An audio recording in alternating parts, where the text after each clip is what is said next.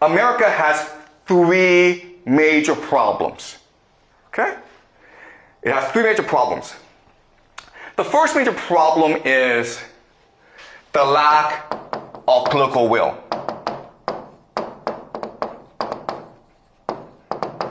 And all this is saying is that the American people don't want to fight this war.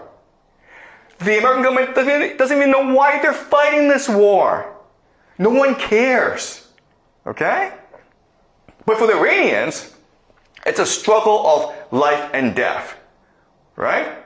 If America loses this war, they just go home and forget about it. But if the Iranians lose this war, they all get killed. Or they lose their country, they lose their society. They lose their civilization. They lose identity. They cannot afford to lose this war, okay? So the first major problem that the Americans are facing is they don't have any political will to fight this war, but they're still fighting this war anyway. Okay? The question then, of course, is why? Why is this happening? This is actually the most important question. It's the most complicated, so we'll save this for later, okay? Second is the idea of logistics and manufacturing. So America is very good at fighting short wars. Okay? The reason why is they're advanced, they have the most advanced weaponry, but they have manufacturing issues because, as we know, America shipped all its factories to China. So America doesn't have that many factories.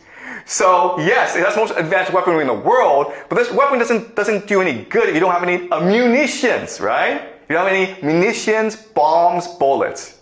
And you need factories for that. And America doesn't really have these factories. Now, I understand that America is trying to upgrade its manufacturing capacity, but it's kind of slow.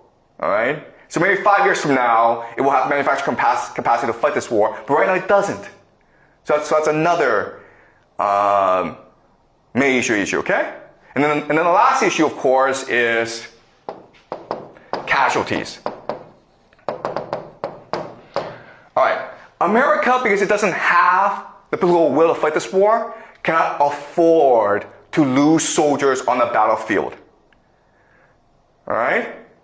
So it wants to minimize the death, it wants to minimize battlefield losses. Because if like 1,000, tens of thousands of American soldiers are going home to America dead in coffins, I guarantee you, because of lack of political will, the American people will revolt. You will have protests, you will have a lot of violence in the streets. It'll be like the Vietnam era again. All right?